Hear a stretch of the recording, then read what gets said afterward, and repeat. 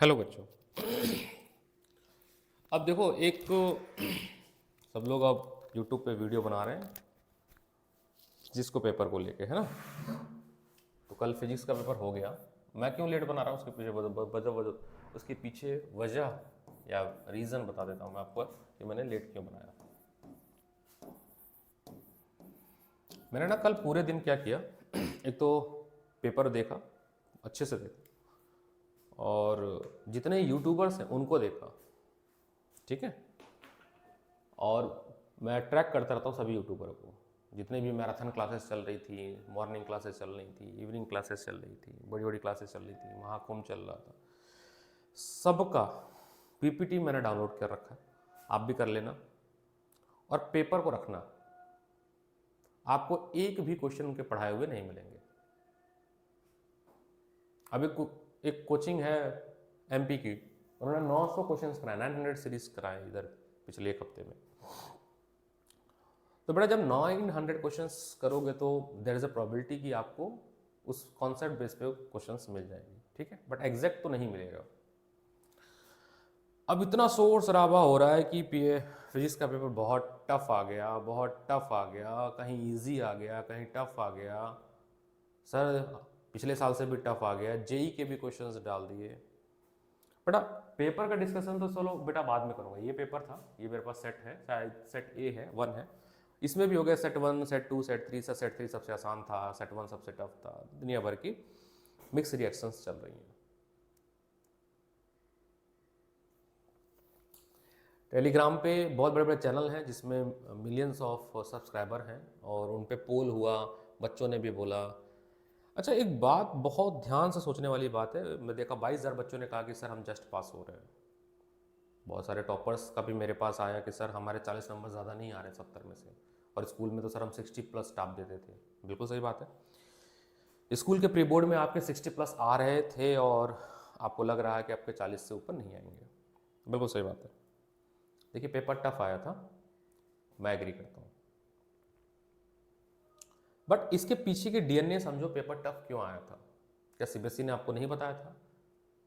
नहीं sir, CBSE ने तो कुछ नहीं बताया था, सिलेबस दे दिया था और एक ब्लूप्रिंट दे दिया था, ब्लूप्रिंट के हिसाब से तो पेपर ही नहीं आया।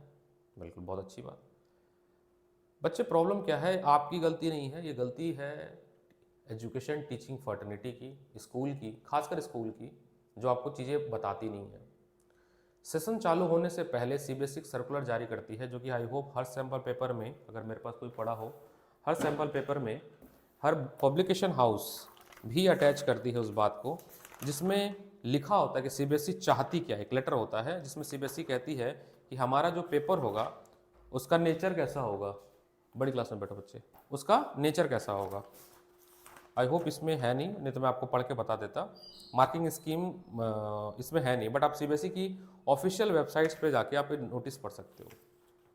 उसमें ये बात लिखी होती है कि सर हम 40% क्वेश्चंस बनाएंगे जो एप्लीकेशन बेस्ड क्वेश्चंस होंगे, जो एप्लीकेशन बेस्ड क्वेश्चन होंगे। सर एप्लीकेशन बेस्ड किसको बोलते हैं? मान लेते हैं आपने एक चैप्टर पढ़ा, चैप्टर नंबर 1 पढ़ा, ठीक है, इलेक्ट्रोस्टैटिक्स पढ़ा। इलेक्ट्रोस्टैटिक्स में जो कॉन्सेप्ट्स पढ़े, उस कॉन्सेप्ट को बुक 2 की कोई चैप्टर है, मान लीजिए डुअल नेचर है या कुछ भी है, इलेक्ट्रोमैग्नेटिक वेव है या एनीथिंग, कोई कॉन्सेप्ट है, या 11th का कोई कॉन्सेप्ट है, बेटर बोलना ये होगा कि आपने 11th में एक कॉन्सेप्ट पढ़ा था लेमी थ्योरम, उसका इलेक्ट्रोस्टैटिक्स में कैसे यूज हो गया।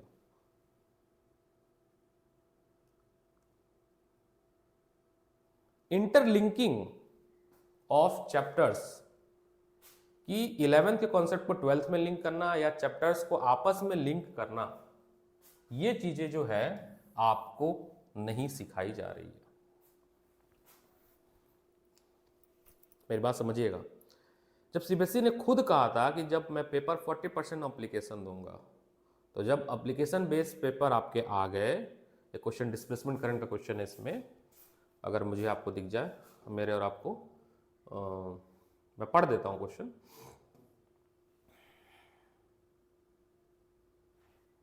अगर आप देखोगे बेटा यहाँ पे क्वेश्चन नंबर 18, इसका बी पार्ट है, यंग डबल स्लिट एक्सपेरिमेंट। इसमें पाथ डिफरेंस λ/8 दिया है। जो बच्चे मुझे फॉलो करते हैं, जिन्होंने मेरा स्टेटस देखा होगा, मेरे स्टेटस पे जाकर देखिए, और मैंने एक क्वेश्चन सिंपल में कराया था जिसमें पाथ रेफरेंस λ/4 था। और मेरी पुरानी वीडियो देखिए, चिल्ला चिल्ला के बोला हूँ कि बेटा पाथ रेफरेंस को λ/4 को चेंज करके कुछ और कर सकते हैं। ये सर YDSC का डेरिवेशन इंपॉर्टेंट है कि नहीं है? सर डेरिवेशन तो आया ही नहीं। मुझे बच्चों ने मैसेज लिखा कि सर डेरिवेशन नहीं आया। आई एग्री, डेरिवेशन नहीं आया, लेकिन आप मुझे एक बताओ, ये जो क्वेश्चन है सेट 1 का क्वेश्चन नंबर 18 का बी पार्ट, क्या बिना डेरिवेशन को समझे, अगर किसी ने डेरिवेशन को नहीं समझा है वो कर लेगा इस क्वेश्चन को? कतई नहीं कर पाएगा, 0 मार्क्स मिलेंगे उसको। उसके बस का ही नहीं है कि बिना डेरिवेशन के, विदाउट डेरिवेशन, वो ये क्वेश्चन कर ले जहां पर पाथ डिफरेंस आपको λ/8 कर दिया है। जबकि हम बात डिफरेंस जो डेरिवेशन पढ़ते हैं वो लैम्डा के लिए पढ़ते हैं, और ऐसा ही क्वेश्चन मैंने कराए हुए हैं। आपको अगर प्रूफ चाहिए तो मुझे बता देना, मैं एक प्रूफ डिस्क्रिप्शन में लगा दूंगा, और डिस्क्रिप्शन में मैं वो नोटिस भी लगाऊंगा जो CBSE ने सेशन स्टार्ट होते हुए दिया था। बेटा एक बात बहुत ध्यान समझो, मैं कोई स्क्रिप्ट लेके नहीं आया हूँ, मुझे पता भी नहीं कि मैं क्या बोलूँगा, लेकिन जो बोल रहा हूँ एकदम समझना, बहुत सिंसियरली समझना। पेपर उन बच्चों के बिल्कुल खराब नहीं हुए हैं जो बच्चे IIT की तैयारी कर रहे हैं, जो बच्चे नीट की तैयारी कर रहे हैं और उसमें भी वो सिंसियर है, उनका पेपर खराब नहीं हुआ है। मेरे पास एक यहाँ पे कुछ चैट है, मैं आपको पढ़ाना चाहता हूँ। मैं यहाँ पे एक चैट है, यहाँ पे मैं आपको पढ़ाना चाहता हूँ। सिंसियर बच्चे जो IIT की तैयारी कर रहे हैं, बिकॉज IIT की जब तैयारी करते हैं तो उनमें एक चीज सिखाई जाती है, कॉन्सेप्ट बिल्डिंग सिखाई जाती है। आपको क्या सिखाया जाता है? कॉन्सेप्ट बिल्डिंग, कि कैसे आप कनेक्ट कर सकते हो। ये एक बच्चा है, ठीक है, बहुत ही प्यारा बच्चा है, मुझे पूरी उम्मीद है कि इसके 90 मार्क्स आने चाहिए और आएंगे भी, ठीक है। मैं इसका आपको चैट दिखाने की कोशिश करता हूँ।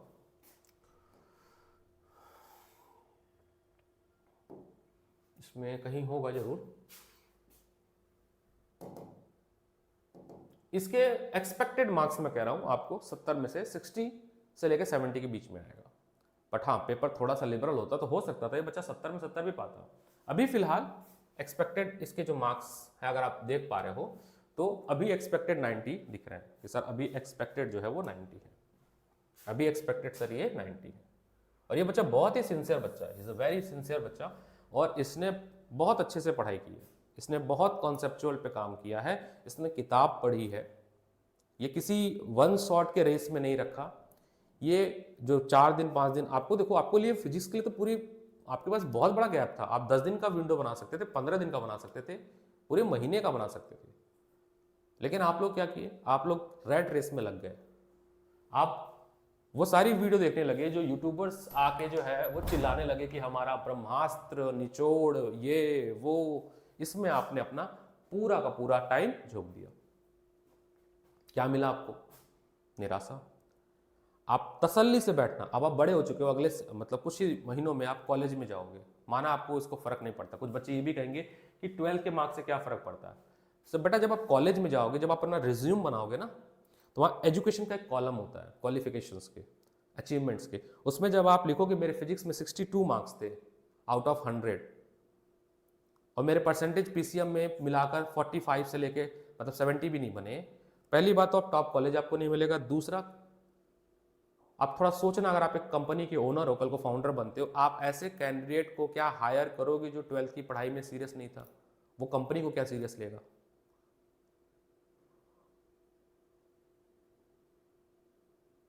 सोचना इस बात को। आपका रिज्यूम, फर्स्ट लेटर होता है रिज्यूम किसी भी बच्चे का कॉर्पोरेट लाइफ में, आपका वहीं पे रिजेक्ट हो जाएगा। तो नंबर मैटर करते हैं, इससे तो थोड़ा आप बाहर निकलो कि नंबर मैटर नहीं करते हैं। अरे सर नंबर की नहीं मैटर करते, नंबर बहुत मैटर करते हैं, मार्क्स बहुत ज़्यादा मैटर करते हैं। और मैं एक चैट दिखाने की कोशिश करता हूँ एक बच्चे की, ये भी बहुत प्यारा बच्चा है और इसकी कॉपी बहुत सिस्टमेटिक लिखता है, बहुत सुंदर, बहुत साफ सुथरा, और ये सारे मेरे एडवाइस को फॉलो करता है। आप पढ़िएगा इसको भी। मैं आपको कोई तारीफ वारीफ मुझे नहीं दिखाना है कि मेरी तारीफ हो रही है वगैरह वगैरह, वो जो भी है। मैं आपको बस इतना बताना चाहता हूं बच्चे कि जो मैं कुछ कहता हूं तो वो कुछ रिसर्च पे कहता हूं।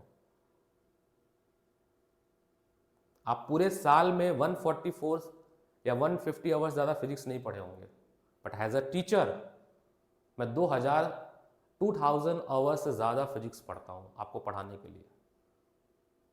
इसलिए नहीं कि मुझे फिजिक्स नहीं आती, मैंने जितनी फिजिक्स, मेरे को बहुत आती है फिजिक्स, लेकिन रिसर्च मेरा चलता है कि बच्चा सीबीएसई क्या कह रहा है, पेपर का पैटर्न क्या है, पेपर का नेचर क्या है। मैं बिल्कुल सरप्राइज ही नहीं हुआ इस पेपर को देख के, I am never surprise on, मैं कोई भी क्वेश्चन देख के, एक भी क्वेश्चन देख के मैं सरप्राइज नहीं हुआ, चाहे ये सेमीकंडक्टर का न्यूमेरिकल क्यों ना, ये भी मैं सरप्राइज नहीं हुआ। अगर आप एसएल अरोरा को फॉलो करते हो तो आपको थोड़ा सा भी सरप्राइज नहीं लगेगा। एक चैट और दिखाना चाहता हूं, ये सारी समस्याएं क्यों है मैं भी बता देता हूं। आप क्या हो, आप जो ये जनरेशन आ रही है वो जनरेशन क्या करना चाह रही है मैं बताता हूं। अगर मुझे यहाँ पे कहीं पे मिल जाए, एक चैट और है कि पूरा स्कूल 60 के ऊपर मार्क्स नहीं पाएगा, ऐसा चैट है मेरे पास। बच्चों ने कहा कि सर 60 से ऊपर तो किसी का ही नहीं आ रहा है। ठीक है, ये भी बहुत प्यारा बच्चा है, इसके भी कह रहा है सर 4 से 5 एमसीक्यू मेरे गलत हो रहे हैं, बस only 4 to 5 MCQ wrong, 5 marker में थोड़ा टफ थे, बाकी पेपर मेरा ठीक हुआ है।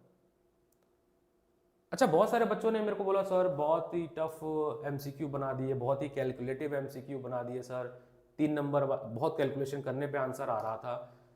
क्या आप नहीं चाहते हो कि सीबीएसई या भारत सरकार अपने एजुकेशन की गुणवत्ता पे काम करे?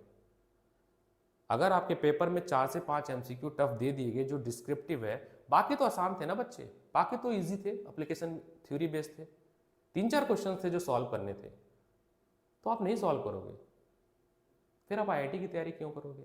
फिर आप कंपिटिटिव एग्जाम की तैयारी कैसे करोगे? फिर आप किसी भी कंपिटिटिव एनडीए की कैसे तैयारी करोगे? सीयूईटी की कैसे तैयारी करोगे? आप सोचो, आपको भी वहां एमसीक्यू देना है, सीयूईटी में भी एमसीक्यू देना। 12th के बाद जो भी कॉलेज में या कैरियर पाथ आप चुनते हो उसके एंट्रेंस होंगे, और एंट्रेंस में एमसीक्यू ही आएंगे, और वो एमसीक्यू लेंथी ही होंगे। तो यार 4 से 5 एमसीक्यू अगर दे देते हैं टफ, 4 से 5 अगर एमसीक्यू दे दिया जाता है तो क्या घबराहट है? आप सोचने वाली बात है, इसमें आई होप नहीं है। एनीवे नो प्रॉब्लम, इससे हम आगे निकलते हैं, हम चलते हैं जो मैं कहना चाह रहा था।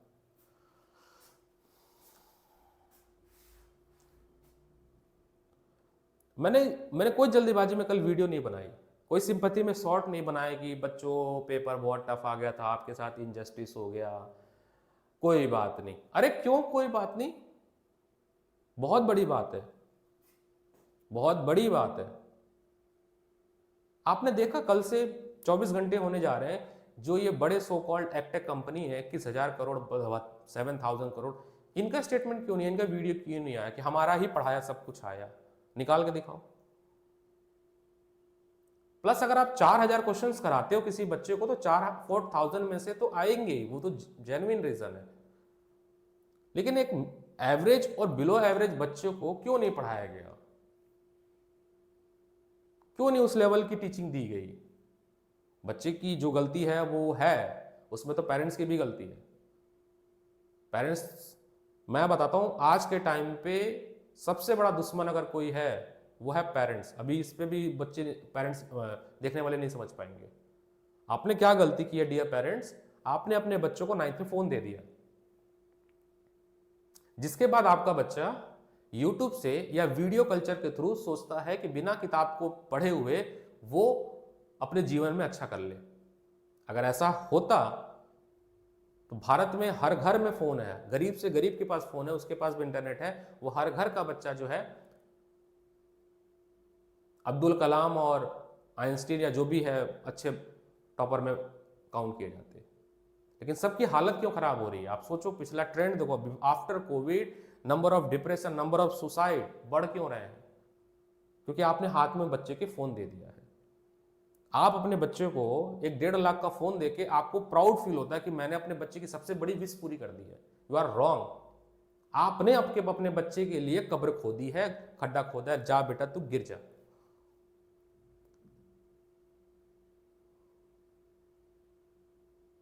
और इसके वजह से वो 10th और 12th में वो अपने लाइफ में एक्सेल नहीं कर पा रहा, जिसके वजह से उसका जो कॉन्फिडेंस है वो इतना गिर जा रहा है कि आने वाले समय में अपने कैरियर में, अपने प्रोफेशन में, अपने बिजनेस में वो अच्छा नहीं करेगा।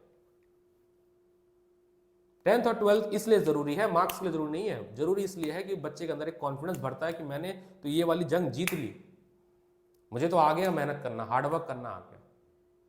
बट आपने क्या किया? आपने फोन दे दिया, और वो क्या सीख गया? शॉर्टकट खोजना सीख गया। और दुनिया गवाह है, शॉर्टकट से तो कोई भी युद्ध नहीं जीता जाता है। अगर ऐसा होता तो फिर युद्ध ही नहीं होता, शॉर्टकट से सारी प्रॉब्लम ही सॉल्व हो जाती, इतनी सारी प्रॉब्लम होती ही नहीं।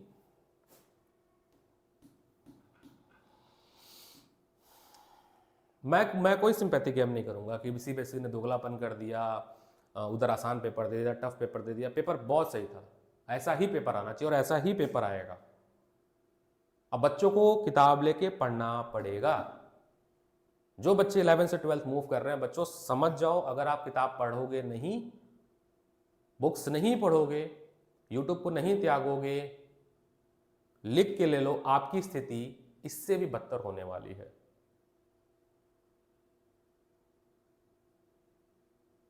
जो बच्चे सेलेक्ट होते हैं, जिनकी रैंक आती है, आईआईटी में जाते हैं, अगर तुम्हारे प्रॉब्लम तुम्हारी है कि तुम्हारे परिवार में भी कोई नहीं है ऐसा जो जिसने बड़े कॉम्पिटिशन्स निकाले हो, अगर है तो उनसे पूछो, अपने पेरेंट्स से पूछो, अपने कजन से पूछो, जो भी आसपास है, कि भैया, दीदी, पापा, भैया जो भी हैं, कि आपने कैसे पढ़ा था, आपने क्या क्या रिसोर्स अपनाया था, वो आपको जवाब मिलेगा। ताकि आप समझदार हो। पेपर बिल्कुल भी टफ नहीं आया था, पेपर बहुत अच्छा आया था, मॉडरेट आया था। दिस 20% क्वेश्चन इसलिए दिए गए थे ताकि तुम जागो, नींद से उठो, जो अपने ख्याली दुनिया में खोए हुए हो ना, कि लास्ट टाइम पे वन शॉट देख लूंगा मैं, वीडियो देख के और कर लूंगा। जितने वन शॉट देख रहे थे ना, ये पास हो जाए वही बड़ी बात है उनके लिए। इस साल ग्रेस मार्क्स सीबीएसई देगी, क्योंकि सीबीएसई भी नहीं चाहती है कि कंपार्टमेंट के नंबर बढ़े। अगर सीबीएसई ने ग्रेस मार्क्स नहीं दिए तो नंबर ऑफ कंपार्टमेंट इस बार भारत के इतिहास का सबसे ज़्यादा होगा। क्योंकि सीबीएसई को अपनी इमेज बनानी है अच्छी, तो वो ग्रेस मार्क्स आपको देगी, लीनेंट चेकिंग करेगी, तो नंबर आपको अच्छे मिल जाएंगे। इसके लिए तो आपको स्ट्रेस नहीं लेना। बच्चों के लिए बोलूँ मैं, तो अब आपको स्ट्रेस लेने की कोई ज़रूरत नहीं है, आपने पेपर कर दिया जैसा जो भी करना था। अब आपके जो नेक्स्ट पेपर है, केमिस्ट्री है, मैथ्स है, उसमें सोचो, अपनी गलतियों पे काम करो, और अभी भी टाइम है, किताब से पढ़ो, अपने नोट से पढ़ो। अगर आप marathon classes, one shot classes में जा रहे हो ऑनलाइन के, तो आपकी केमिस्ट्री में भी वही हालत होगी और आपकी मैथ में भी वही हालत होगी। ठीक है, सुधर जाओ, नहीं तो ये सीक्वेंस और सिलसिला चलता रहेगा। एज अ टीचर मेरे सेहत पे बहुत ज़्यादा फर्क नहीं पड़ेगा, एज अ बच्चा आप पे बहुत फर्क पड़ेगा, बैच बाय बैच पे फर्क पड़ेगा, और भारत के समाज पे फर्क पड़ेगा कि आप, भारत एक गरीब देश बनने के कगार पे जाएगा। वजह उसकी है कि हम एक ऐसे यूथ को आगे बढ़ा रहे हैं जो मेहनत ही नहीं करना चाहता है, जो शॉर्टकट में जीना चाहता है। अगर आप कंपेयर करते हो अपने देश को अमेरिका से, चाइना से, कि वो इतने आगे बढ़ गए, तो आप ये भी कंपेयर करो कि वहाँ के एजुकेशन सिस्टम कितनी अच्छी है, वहाँ के बच्चे कैसे पढ़ाई कर रहे हैं, वो भी थोड़ा सा आप एनालिसिस करो, क्या वो हार्ड वर्किंग है कि नहीं है। आपने अपने बच्चों को हार्ड वर्किंग बनाना छोड़ दिया है, और खासकर मेट्रो सिटीज़ में। अभी भी यूपी बिहार के बच्चे, जो गरीब एरिया के बच्चे हैं, या जो छत्तीसगढ़ के हैं, झारखंड के हैं, उड़ीसा के हैं, वो बहुत मेहनत कर रहे हैं, वो तो पढ़ रहे हैं। उनके मुझसे जाके पूछना, उनका पेपर अच्छा हुआ होगा। बट जो दिल्ली, मुंबई, चेन्नई, जो भी मेट्रो सिटी है जहाँ पे लाइफ, पेरेंट्स वर्किंग हो गए हैं, लाइफ बहुत इजी हो गई है, उनके बच्चे नहीं पढ़ रहे। और ये सब चीज़ें समस्या चलती रहेगी। और यूट्यूबर्स का देखो काम है, आएंगे, इमोशनली ड्रामा करेंगे, बच्चों हम तुम्हारे साथ हैं, गुड्डा गुड्डी गुड़िया हमने पढ़ाया, वही पूरा आ गया, XYZ सब वही आता है जो हम पढ़ाते हैं। What the hell is going on?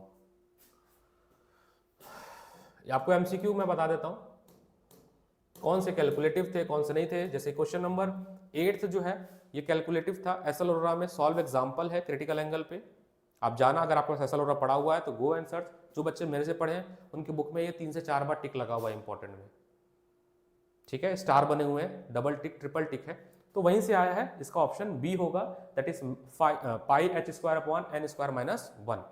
बाकी मैं जल्दी डिस्कस कर देता हूँ। डिस्कशन वीडियो में कभी और दूंगा, आज मेरा कोई मतलब नहीं था डिस्कशन का। ये बहुत आसान क्वेश्चन है। ये ग्राफ भी गलत हो गया तो आपको बेसिक फाउंडेशन ही क्लियर नहीं है। Acceleration is inversely proportional to 1/r², ठीक है। कूलम्स चैप्टर नंबर 1 है, वहां से आपको कंपेयर करना था, कूलम्स का फोर्स लगा देना था, और आपको लगाना था m × a, दोनों कंपेयर कर देना था, आपको मिल जाएगा। कि एक्सेलरेशन इज इनवर्सली प्रोपोर्शनल, तो इसमें ऑप्शन नंबर बनेगा ए। अगर ये भी क्वेश्चन गलत हो गया तो आप बिल्कुल भी नहीं पढ़े हो फिर, ठीक है। ये क्वेश्चन भी अच्छा है, एप्लीकेशन बेस्ड क्वेश्चन है। सेकंड क्वेश्चन इसका ऑप्शन बी है, two conductor A and B of the same material, same material है तो यहाँ पे रेसिस्टिविटी सेम होगी। और आपको किसका रेशियो निकालना है, आपको रेशियो निकालना है वेलोसिटी की, किसकी, ड्रिफ्ट वेलोसिटी की। तो रेसिस्टिविटी और ड्रिफ्ट वेलोसिटी का फॉर्मूला आपने पढ़ा है, असल में फॉर्मूला है, मैंने क्लास में पढ़ाया है, उन दोनों को रेशियो करेंगे तो 2 आ जाएगा, ठीक है, ये देख लेना आप। क्वेश्चन नंबर थर्ड, ये भी आपने पढ़ा है, मैग्नेटिक फील्ड का क्वेश्चन है, इसका ऑप्शन बी होगा -3 J cap plus 2 K cap, ये होगा ऑप्शन बी। ये कैलकुलेटिव है बट कोई दिक्कत नहीं है, ट्रांसफार्मर्स का एप्लीकेशन क्वेश्चन है, ये भी आप कर लोगे। कैलकुलेटिव तो आएगा ना मेरे भाई, आप क्या चाहते हो, आसान आ जाए, कैलकुलेशन ना जैसी बेसी। अजीब हो यार, थोड़ा सोचा करो ना, आप खुद सोचा करो, आपके पास 10 कैंडिडेट हैं और आपको एक कैंडिडेट सेलेक्ट करना है, तो क्या सभी को आसान पेपर दे दोगे? तो अब तो 10 टॉपर हो गए, फिर तो आप कभी जीवन में आप नहीं सिलेक्ट कर पाओगे कौन सा बेस्ट है इसमें से। सीबीएसई भी तो यूट्यूब देख रही है ना, सीबीएसई भी सारा कंटेंट देख रही है कि क्या चल रहा है मार्केट में, क्या चल रहा है, नाच नचनिया चल रही है कि डमरू बजा रहे हैं, डम डम डम डम डम डम, हम ही जो पढ़ाएंगे वही आएगा, हम ही जो पढ़ाएंगे वही आएगा, यही पढ़ लो, है ना, 70+ आ जाएंगे, 95 पार हो जाएगा, सुपर शॉर्ट सीरीज करते रहो, सुपर शॉर्ट सीरीज ले आओ, अपनी आत्मा से पूछो कितना तुमने देखा और तुम्हें कितने मार्क्स आए, अपने आप समझ आ जाएगा। इसका डी ऑप्शन होगा क्वेश्चन नंबर 4। मैं इसको कट कर देता हूँ, अगर दिख जा, अब थोड़ा सा जूम हो जाएगा, ये दिख रहा होगा। क्वेश्चन नंबर 5 ये भी सॉल्व करना है, फॉर्मूला लगेगा आपका μ0 n² ये फॉर्मूला बेस है, n² निकालना है, 2866 इसका ऑप्शन है क्वेश्चन नंबर 5 का। क्वेश्चन नंबर 6 डायरेक्ट क्वेश्चन है, कोई वो नहीं है, मतलब फॉर्मूला बेस्ड क्वेश्चन है, डायरेक्ट आपको करना है। 7th क्वेश्चन में ये EM वेव थ्योरी क्वेश्चन है, have a wavelength smaller than the ultraviolet radiation, B option होगा क्वेश्चन नंबर 8 का। 7 का 8 हो गया। क्वेश्चन नंबर 9 थोड़ा सा सॉल्यूशन का, थोड़ा सा सॉल्व करना, बट ये अगर मेरे साथ जो बच्चे पढ़ रहे हैं बेटा, 2-3 दिन पहले एक सैम्पल पेपर हुआ है, उसी में से आया है, वर्क फंक्शन पे क्वेश्चन आया है। वर्क फंक्शन मैंने आपको बताया था, 2.5 electronic volt, PN junction, option C 10th question, diode forward, the barrier height and the depletion layer will be both decrease. ये भी एसएल और पैराग्राफ पढ़ना गधो, वहीं पे मिलेगा आपको। क्या बात कर रहे हो यार, इतने गधे तुम लोग कैसे हो सकते हो? कह रहे हो पेपर बहुत टफ आया है, चल बहुत टफ आया है, पढ़ोगे नहीं तो क्या होगा, टफ ही होगा, पढ़ो, पढ़ के देखो, पढ़ोगे तो आपको आराम से मिल जाएगा ये, ठीक है। ये क्वेश्चन देखो, आप जाके पढ़ो, एसएल अरोरा, मैं लाइन बाय लाइन पढ़ाता हूँ आपको एसएल अरोरा। इस पूरे करोल बाग छोड़ो, उस पूरे दिल्ली में कोई रेफरेंस बुक नहीं पढ़ाता है, एनसीईआरटी लेके चल रहा हो तो एनसीईआरटी से पेपर आता है, ले लो एनसीईआरटी, केवल 8th क्वेश्चन एनसीईआरटी से आया है, क्वेश्चन नंबर 8 एमसीक्यू, ये वाला, ये एनसीईआरटी से है, ये एनसीईआरटी में है। और एसएल अरोरा में ऐसे कैसे 10-12 क्वेश्चन एसएल अरोरा में ऐसे हैं, 10 क्वेश्चन एसएल अरोरा में ऐसे हैं, गधो तुम लोग पढ़ोगे तो है नहीं। तो ये भी थ्योरी क्वेश्चन है, ठीक है, डायरेक्ट क्वेश्चन है, डायरेक्ट थ्योरी क्वेश्चन है, ठीक है। The barrier height and depletion layer width both decrease PN junction, forward bias का क्वेश्चन है। मैंने फॉरवर्ड बायस रिवर्स बायस आपको नहीं पढ़ाया है, फॉरवर्ड बायस बहुत आसान है, ठीक है। ठीक है, ये मैंने आपको न्यूक्लियस पढ़ाया था, न्यूक्लियस मैंने आपको बताया था energy binding diagram per nucleon, ये उसी का क्वेश्चन है, ऑप्शन नंबर ए बनेगा। कुछ बच्चों ने ऑप्शन नंबर बी मारा है। बच्चों देखो दोनों ही ऑप्शन नियर अबाउट सही है, 19-20 है, ये 20 है तो ये 19 है। ये मैं एनसीईआरटी पे सीबीएसई पे छोड़ देता हूँ कि वो इसके क्या मार्क्स देते हैं। मुझे लगता है बी वाले को भी मिल जाएगा और ए वाले को भी, क्योंकि थोड़ा सा स्ट्रेट लाइन है, थोड़ा कर्व्ड होता बेटर होता, बट हाँ थोड़ा सा ये है। Question number 11 CBS sample paper जो आपने किया था, सैंपल पेपर में से क्वेश्चन है, इसका ऑप्शन बनेगा B, that is correct order of wavelength का, ठीक है। 13 एसेशन रीजनिंग, 13 है we can not perform PN junction taking slab, ऐसे रखेंगे नहीं, हमें उसको ज्वाइन करना पड़ता है, मेल्ट करना पड़ता है। तो ए ट्रू आर फॉल्स, ये भी थ्योरेटिकल क्वेश्चन है, very very easy question, very easy question, very, कहां से फिजिक्स टफ लग रहा है, इजी क्वेश्चन है ये, ठीक है, थ्योरी क्वेश्चन है, कॉन्सेप्ट आपके क्लियर होंगे तो आप आराम से कर लोगे ये। 14th का ए एन आर बोथ, दोनों ही स्टेटमेंट गलत है, दोनों ही स्टेटमेंट गलत है, ठीक है। एटम से है ये टॉपिक, ये है atom chapter, atom chapter theory question है, थ्योरी। अब सोचो अगर आपने जिसने भी क्वेश्चन नंबर 14 गलत किया ना बेटा, एसेशन रीजनिंग की, एटम का the potential energy of electron revolving वाला, इसका मतलब तुमने चैप्टर नहीं पढ़ा है, बिल्कुल नहीं पढ़ा, वन शॉट देख के गए हो तुम लोग। चैप्टर पढ़ोगे ना तो लाइन में ही सारी बातें लिखी हुई हैं। अब बिटवीन द लाइन से उठाकर आपका एसेशन रीजनिंग बनता है।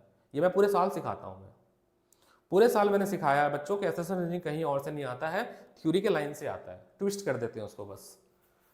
ठीक है।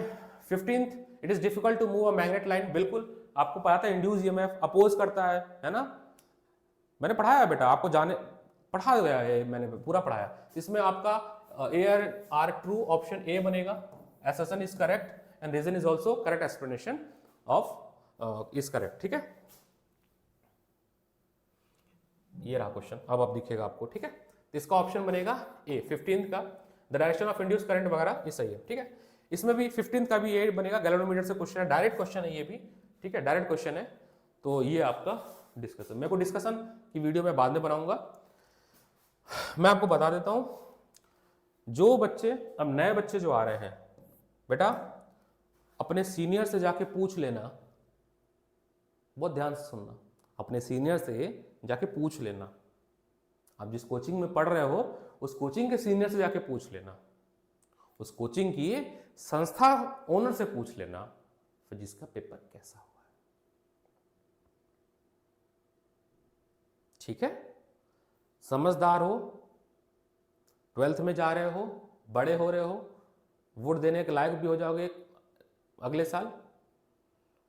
आज की दुनिया आप बहुत बड़े हो, फोन पे मिल गया तो आप समय से पहले ही बड़े हो गए हो। अगर आप ये डिसीजन नहीं ले पा रहे हो, जिस संस्था में आप पढ़ रहे हो उस संस्था से जो सीनियर एलुमनाई निकले हैं उनके फिजिक्स का पेपर का क्या हर्ष है, क्या रिजल्ट है, तो आप देख लो वो संस्था आपके लिए कितनी कैपेबल है, वो संस्था के टीचर कितने कैपेबल हैं।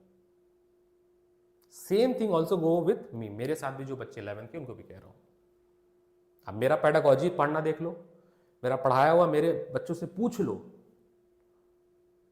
तभी आप 12th में मेरे साथ रहो। प्लस आप जहां पढ़ रहे हो, पूरे Karol Bagh, Patel Nagar, central Delhi, east Delhi, Ramesh Nagar, Mansarovar, Rajouri garden, कहीं पे भी हो, पश्चिम बिहार, रोहिणी, मुखर्जी नगर, कहीं पे भी हो, बच्चों आप जहां पढ़ रहे हो, 11th में हो, वहां का 12th का रिजल्ट आप जरूर पूछोगे before taking admission in class 12th there. अगर आप नहीं पूछते हो और आप एडमिशन ले लेते हो बेटा, आपका भी 12th का हश्र वही होगा जो आपके सीनियर का हुआ है उस संस्था में। मैं किसी भी संस्था का नाम नहीं ले रहा हूं। This is also request for parents also. All the parents, before taking the admission from any institute, anywhere in Delhi, please ask their previous result of 2025 at least. At least 2025, not 2019, 18, 16, 17. 2024 and 2025. तब जाके आप वहां पे admission लेना और पढ़ना, आपको समझ आ जाएगा चीजें। और फिर जाते जाते बुक से पढ़ो, बुक्स लगाओ, थोड़े हायर लेवल की बुक भी पढ़ने की हैबिट डेवलप करो। केवल एनसीईआरटी तक मत चिपके रहो। कुछ रेफरेंस बुक अच्छे मार्केट में हैं, मैंने पढ़े बहुत सारे किताबें। मैं जब मैं 12th में था, मैंने 25 books in class 11th and 12th, in class 11th and 12th 25 books in physics मैंने लगाई थी। और ये मुझे हेल्प किया आईआईटी में जाने के लिए।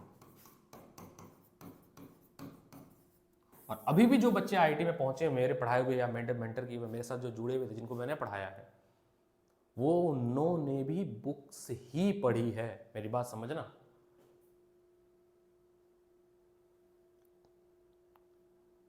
और अगर आप चीज़ों को नहीं समझते हो, अभी भी नहीं समझ आ रहा है, मैंने इतनी वीडियो ये मैं बनाना नहीं चाहता था, बट मेरे को लगा अगर मेरी वीडियो देख के 2 बच्चों को भी समझ आती है इस बात को, तो शायद वो 2 बच्चे जिनका मतलब उनका खराब हो सकता था रिजल्ट, वो तो सुधर जाएगा। बाकी आप भेड़ चाल में चलना चाहते हो, आप फालतू की वीडियो देख रहे हो, इस पर 2.5 मिलियन व्यूज दे रहे हो, मतलब 2.5 मिलियन लोग देख रहे हैं, आप देखते रहो और अपना फिजिक्स या मैथ जिसका भी केमिस्ट्री का नंबर खराब करते रहो और 45% से लेके 50% के बीच में आप 12th में रहो। All the best for you. मुझे किसी बच्चे से कोई सिंपैथी नहीं है, बच्चे ने नहीं पढ़ा पूरे साल मैं बोलता रहा, बच्चों ने नहीं पढ़ा, चाहे जो मुझे सुनते थे चाहे जो मुझे नहीं पढ़ते थे, सबके लिए बोल रहा हूँ मैं।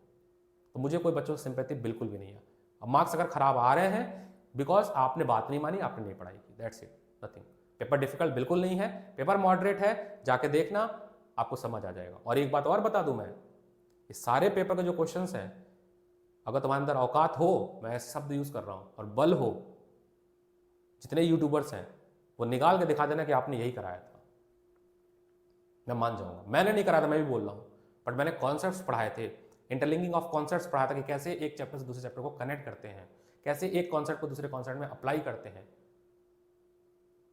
ठीक है ना बेटा, जब जानोगे ना मेरे बारे में तब समझ आएगा चीज़ें कि मैं इतनी बातें क्यों बोल पाता हूँ। बाकी ऑल द बेस्ट, पढ़ते रहो। और बच्चों आपके साथ सिंपैथी है, कोई दिक्कत नहीं है बच्चों, केमिस्ट्री के लिए पढ़ो, पेपर 19-20 होते रहते हैं और इससे सीखो, गलतियाँ उससे सीखो अपने, और आगे मत होने देना।